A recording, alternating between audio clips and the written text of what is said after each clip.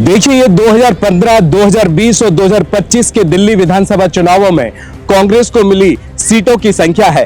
पिछले साल हुए लोकसभा चुनावों में कांग्रेस 52 लोकसभा सीटों से बढ़कर 99 लोकसभा सीटों पर पहुंची थी। 400 पार का नारा देने वाली भारतीय जनता पार्टी महज 240 लोकसभा सीटों पर सिमट कर रह गई। यानी कि ये पूरा का पूरा मोमेंटम कांग्रेस के फेवर में दिख रहा था, लेकिन प्रधानमंत्री मोदी ने ये मोमेंटम अब वापस छीन लिया है। नमस्कार, मैं हूं आपके साथ में भूपेंद्र सिंह और आप रिपब्लिक सागर मीडिया के साथ में हैं। पिछले 8 महीनों में 5 राज्यों में विधानसभा चुनाव हुए। यहां पर कुल विधानसभा सीटों की संख्या 624 है। इनमें कांग्रेस 328 सीटों पर चुनाव लड़ी और महज 75 सीटें जीत पाई, यानी कि जीत का स्ट्राइक रेट महज 23% रहा। अगर ये एग्जाम का रिपोर्ट कार्ड होता तो उसमें अब तक लाल पेन से फेल लिख दिया गया होता। आज हम जानेंगे कि लोकसभा चुनाव में राहुल गांधी को मिला मोमेंटम आखिरकार नरेंद्र मोदी ने कैसे वापस छीन लिया और क्या आने वाले बिहार और बंगाल विधानसभा चुनाव में कांग्रेस फिर से रिवाइव कर पाएगी या फिर नहीं।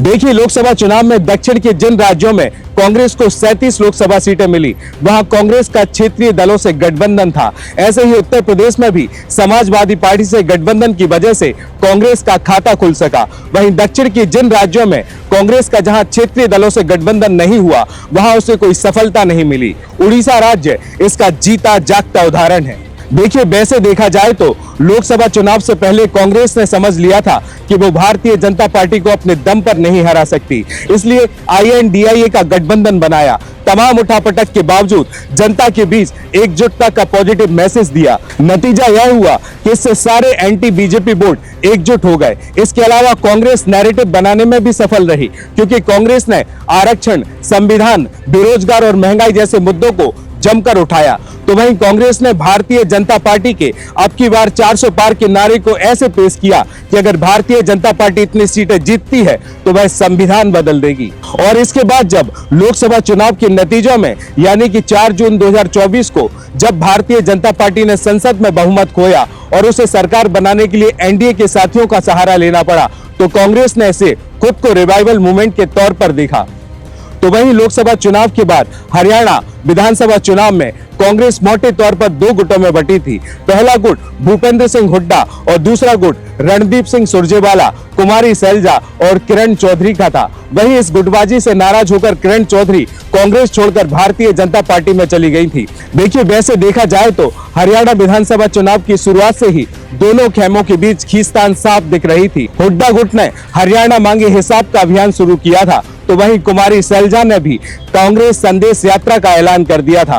करीब 12 साल से हरियाणा राज्य में कांग्रेस का संगठन नहीं है। जून 2023 में राहुल गांधी के करीबी दीपक बाबरिया हरियाणा कांग्रेस के प्रभारी बने, लेकिन बाबरिया ना तो संगठन बना पाए और ना ही गुटबाजी रोक पाए। वहीं टिकट वितरण के बाद उनकी तबीयत बिगड़ गई और वो इलाज के लिए हरियाणा राज्य छोड़कर चले गए। वहीं हरियाणा में कांग्रेस जीत को लेकर इतना ओवर कॉन्फिडेंस में थी कि रिजल्ट के एक दिन पहले ही दीपेंद्र हुड्डा के घर पर मीटिंग होने लगी, जहां पर वो नेताओं को मंत्रालय तक बांटते हुए नजर आए थे। देखिए, जैसे लोकसभा चुनाव में भारतीय जनता पार्टी को अब की बार 400 पार के नारे की कीमत चुकानी पड़ी, वैसा ही हरियाणा में कांग्रेस के साथ हो गया।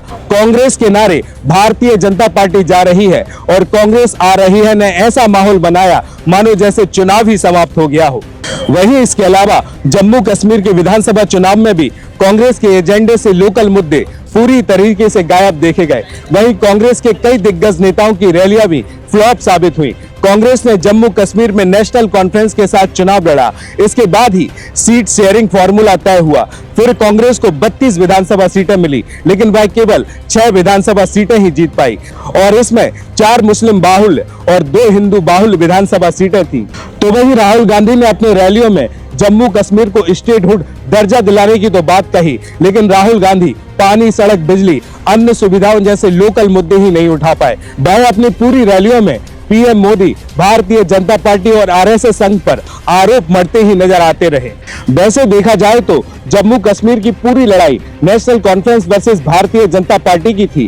कांग्रेस तो जम्मू कश्मीर में केवल एक सहयोगी पार्टी बनकर ही रह गई। जैसे कांग्रेस को कश्मीर रीजन में जीत मिली, लेकिन जम्मू रीजन में उसके बड़े नेता हार गए, उसी तरह जम्मू कश्मीर में राहुल गांधी, प्रियंका गांधी और मल्लिकार्जुन खड़गे ने रैली की, लेकिन उनका जमीनी फायदा बिल्कुल भी नहीं हुआ। शायद कांग्रेस लीडर ये बात समझ नहीं पाए थे कि जम्मू कश्मीर में सिर्फ लोकल मुद्दे ही ज्यादा काम करते हैं। अब अगर हम बात करें महाराष्ट्र विधानसभा चुनाव की, तो लोकसभा चुनाव में कांग्रेस ने महाराष्ट्र की 17 लोकसभा सीटों पर चुनाव लड़ा और 13 लोकसभा सीटें जीती, यानी कि यहां कांग्रेस का मोमेंटम नजर आया। लेकिन विधानसभा चुनाव में कांग्रेस का सब कुछ ध्वस्त हो गया, क्योंकि जिस वक्त भारतीय जनता पार्टी ने करीब 100 कैंडिडेटों की लिस्ट जारी की थी, तब कांग्रेस के नेतृत्व वाले महा विकास अघाड़ी दल ने सीट शेयरिंग का फॉर्मूला तक तय नहीं कर पाया था। दरअसल कांग्रेस महाराष्ट्र विधानसभा चुनाव में 110 से 120 विधानसभा सीटें मांग रही थी और वही उद्धव ठाकरे अपने आप को सीएम फेस बनाने पर तुले हुए थे। लेकिन शरद पवार को ये सब नागवार गुजरा, यानी कि कुल मिलाकर इंडिया अलायंस के बीच उस समय जबरदस्त खींचतान बढ़ गई थी। देखिए, मतलब साफ है कि कांग्रेस का ओवर कॉन्फिडेंस ही हरियाणा में उसकी हार का सबसे बड़ा जिम्मेदार है, क्योंकि कांग्रेस केवल उन क्षेत्रों में सहयोगियों पर निर्भर करती है जहां पर वह कमजोर है, लेकिन अपने मजबूत क्षेत्रों में कांग्रेस सभी सहयोगी दलों को नजरअंदाज कर देती है। महाराष्ट्र विधानसभा चुनाव की शुरुआत में भी कांग्रेस ने संविधान को मुद्दा बनाने की कोशिश की थी, लेकिन ये मुद्दा विधानसभा चुनाव में नहीं चल पाया।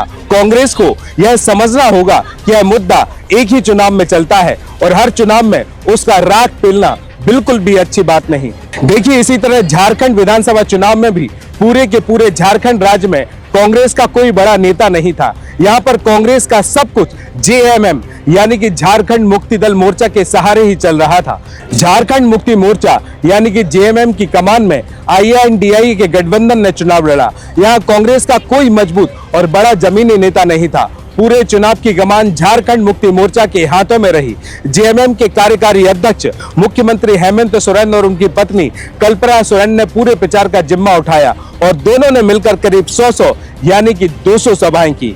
वहीं झारखंड का विधानसभा चुनाव जिताने में हेमंत सोरेन और उनकी पत्नी कल्पना की मेहनत ज्यादा रही। और ध्यान देने वाली बात यह भी है कि झारखंड में भी कांग्रेस सिर्फ एक साइड किक बनकर रह गई थी। देखिए, झारखंड विधानसभा चुनाव में भी इंडिया गठबंधन में झारखंड मुक्ति मोर्चा को बनाए रखने के लिए कांग्रेस को भी हेमंत सोरेन की बात माननी पड़ी। अगर कांग्रेस बात नहीं मानती तो यहाँ भी कांग्रेस को भारी नुकसान उठाना पड़ता, जैसा कि हरियाणा विधानसभा चुनाव में कांग्रेस ने उठाया था। देखिए, अब फाइनली बात करते हैं हाल ही में हुए दिल्ली विधानसभा चुनावों को लेकर। यहाँ तो इंडिया गठबंधन में शामिल रहे कांग्रेस और आम आदमी पार्टी ने आपस में भिड़कर ही अपना पूरा खेल बिगाड़ लिया। दिल्ली विधानसभा चुनाव में कांग्रेस 5 से 10 विधानसभा सीटें चाहती थी, लेकिन 1 दिसंबर 2024 को केजरीवाल ने साफ कर दिया था कि वह दिल्ली में विधानसभा चुनाव में कांग्रेस के साथ में गठबंधन नहीं करेंगे। इससे कांग्रेस को जबरदस्त झटका लगा, क्योंकि लोकसभा चुनाव में आम आदमी पार्टी ने कांग्रेस के साथ में मिलकर लोकसभा चुनाव लड़ा था और बात जब विधानसभा चुनाव की आई तो केजरीवाल ने अपने ही दम पर पूरा विधानसभा चुनाव लड़ने का ऐलान कर दिया। बस फिर क्या था, आम आदमी पार्टी और कांग्रेस दोनों ही एक दूसरे के खिलाफ आक्रामक हो गए। और इसके बाद दिल्ली में जब कांग्रेस आम आदमी पार्टी के कुशासन के खिलाफ पदयात्रा निकाल रही थी, उसी वक्त कांग्रेस के दिग्गज नेता अजय मकान ने केजरीवाल को खुलेआम देशद्रोही और फर्जी नेता तक कह दिया। इसके बाद जब राहुल गांधी ने भी केजरीवाल के खिलाफ बयानबाजी की तो केजरीवाल ने पलटवार किया कि आज राहुल गांधी मुझे खूब भर भर के गालियां दे रहे हैं, लेकिन मैं उनके बयानों पर टिप्पणी नहीं करूंगा, क्योंकि राहुल गांधी की लड़ाई कांग्रेस को बचाने की है और मेरी देश को बचाने की। इसके बाद कांग्रेस ने कई सीटों पर आम आदमी के गद्दावर नेताओं के सामने अपने मजबूत नेता उतारे। नई दिल्ली विधानसभा सीट से केजरीवाल के मुकाबले संदीप दीक्षित, कालकाजी विधानसभा सीट पर आतिशी के खिलाफ अलका लांबा और वजीरपुर विधानसभा सीट पर आम आदमी पार्टी के राजेश गुप्ता के सामने रागिनी नायक को चुनावी मैदान में उतारा। इन सब के बावजूद कांग्रेस को नाकामी ही हाथ में लगी और एक भी विधानसभा सीट वह जीत नहीं पाई, बल्कि कांग्रेस ने तो 67 विधानसभा सीटों पर अपनी जमानत तक जब्त करा ली थी। यानी कि कुल मिलाकर बात करें तो लोकसभा चुनाव के बाद हरियाणा जम्मू कश्मीर, महाराष्ट्र, झारखंड और दिल्ली यानी कि कुल मिलाकर 5 राज्यों में विधानसभा चुनाव हुए। इनमें से 3 राज्यों में भारतीय जनता पार्टी ने बम्पर जीत के साथ सरकार बनाई और बाकी 2 राज्यों में भारतीय जनता पार्टी जबरदस्त टक्कर देते हुए मुख्य विपक्षी पार्टी बनी। देखिए, इसके लिए भी भारतीय जनता पार्टी ने लोकसभा चुनाव से बिल्कुल हटकर रणनीति बनाई थी और पूरी तरह सफल भी रही। विधानसभा चुनाव में भारतीय जनता पार्टी ने लोकल और छोटी जातियों को साधने की भरसक कोशिश की और सफल रही। भारतीय जनता पार्टी ने जातीय समीकरण को साधने के लिए बड़ी जातियों को छोड़कर छोटी छोटी जातियों पर फोकस किया। हरियाणा में भारतीय जनता पार्टी ने Jat versus non Jat formula अपनाया। वहीं महाराष्ट्र में मराठा की बजाय माली, धनकर, तेली, कुणबी, बंजारी जैसी छोटी जातियों को आराम से साध लिया। तो वहीं भारतीय जनता पार्टी महिलाओं पर सबसे ज्यादा फोकस रही। भारतीय जनता पार्टी ने महिलाओं को एक वोट बैंक के तौर पर समझा। इसके लिए मध्य प्रदेश सबसे बड़ा उदाहरण है। मध्य प्रदेश की तर्ज पर महाराष्ट्र में महिलाओं के लिए कैश ट्रांसफर स्कीम लॉन्च की गई और इसके बाद हरियाणा और दिल्ली विधानसभा चुनाव में इसका वादा किया गया। वहीं लोकसभा चुनाव के दौरान बीजेपी और आरएसएस के बिगड़ते रिश्ते की भी खबर आई। इसी कारण लोकसभा चुनाव के नतीजों में भारतीय जनता पार्टी महज 240 लोकसभा सीटों पर सिमट कर रह गई। इसके बाद हरियाणा विधानसभा चुनाव में संघ जमीन पर उतरा और भारतीय जनता पार्टी ने 48 सीटों पर जीत हासिल कर हैट्रिक मारी। महाराष्ट्र में भी भारतीय जनता पार्टी के लिए वोट मांगने के लिए संघ जमीन पर उतरा। दिल्ली में भी संघ ने करीब 50,000 छोटी बैठकें की थी। वहीं करीब 10 साल से भारतीय जनता पार्टी हर चुनाव प्रधानमंत्री मोदी के चेहरे पर लड़ रही है। 2024 के लोकसभा चुनाव के बाद से भारतीय जनता पार्टी ने अपनी स्ट्रेटेजी में बदलाव करते हुए प्रधानमंत्री मोदी के साथ लोकल लीडर्स को भी आगे किया। हरियाणा में नायब सिंह सैनी, अनिल विज जैसे नेताओं ने चुनाव की कमान संभाली। वहीं महाराष्ट्र में देवेंद्र फडणवीस, नितिन गडकरी, चंद्रशेखर बावनकुले, विनोद तावड़े जैसे नेताओं ने चुनाव का जिम्मा संभाला। ऐसे ही दिल्ली में प्रवेश वर्मा, विजेंद्र गुप्ता, वीरेंद्र सचदेवा सहित कई नेताओं ने चुनाव को लीड किया। देखिए, सोचने वाली बात तो यह है कि प्रधानमंत्री मोदी आज भी अपने दम पर भारतीय जनता पार्टी के हर प्रत्याशी को वोट दिला देते हैं।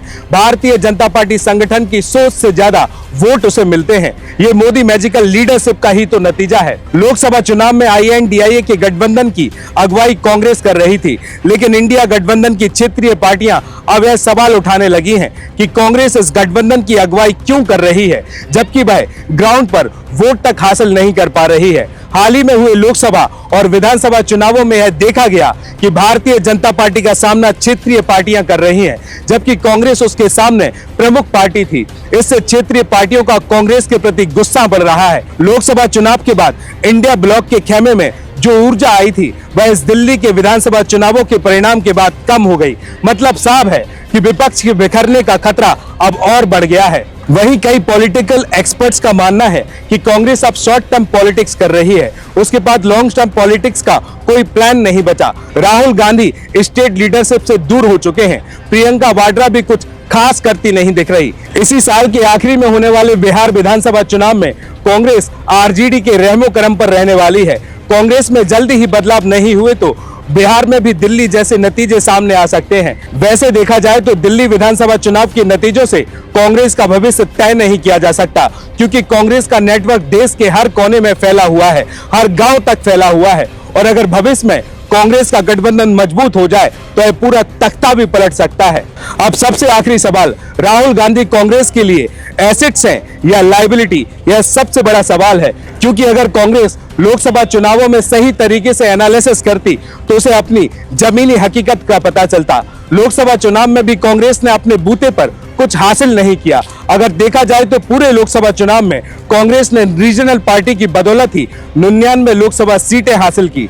दिल्ली में कांग्रेस की जो गत हुई है उसके बाद इंडिया ब्लॉक का टूटना तय माना जा रहा है, क्योंकि किसी भी परिवार में सबसे ज्यादा इज्जत उसी की होती है जो कमाता है और परिवार को पालता है। अब ऐसा ही कुछ हाल इंडिया ब्लॉक का है। तो सवाल का जवाब है कि कांग्रेस और इंडिया गठबंधन के लिए राहुल गांधी एसेट्स नहीं बल्कि अब लायबिलिटी बन चुके हैं। गौरतलब है कि लोकसभा चुनाव से पहले कांग्रेस ने अच्छी तरीके से समझ लिया था कि वो भारतीय जनता पार्टी को अपनी दम पर नहीं हरा सकती, इसलिए उसने इंडिया गठबंधन बनाया। लेकिन राहुल गांधी के काम करने के तरीकों से इंडिया ब्लॉक की रीजनल पार्टियां खुद को असुरक्षित महसूस करने लगी हैं। अब देखना होगा कि देश में आगे कांग्रेस का भविष्य क्या होगा। जिस तरीके से लोकसभा चुनाव के बाद देश में 5 राज्यों में विधानसभा चुनाव हुए, 3 राज्यों में भारतीय जनता पार्टी बम्पर सीटों के साथ चुनाव जीती, तो कई राज्यों में मुख्य विपक्षी पार्टी के मजबूती के तौर पर सामने आई। अब देखना होगा कि राहुल गांधी की आगे की स्ट्रेटेजी क्या होगी। इंडिया गठबंधन समाप्त हो जाएगा क्या इसी तरह बरकरार रहेगा, ये तो आने वाला वक्त ही तय करेगा। कैमरामैन अर्पित के साथ भूपेंद्र सिंह, रिपब्लिक सागर मीडिया, नई दिल्ली। रिपब्लिक सागर मीडिया को सब्सक्राइब अवश्य करें और आप हमारी आने वाली सभी वीडियो को देखना चाहते हैं तो आपको उसके लिए घंटी जरूर दबानी पड़ेगी ताकि आपको सभी वीडियो की नोटिफिकेशन समय समय पर मिलती रहे। रिपब्लिक सागर मीडिया पर जो भी वीडियो आएगा वह सच की कसौटी पर कसकर ही आएगा।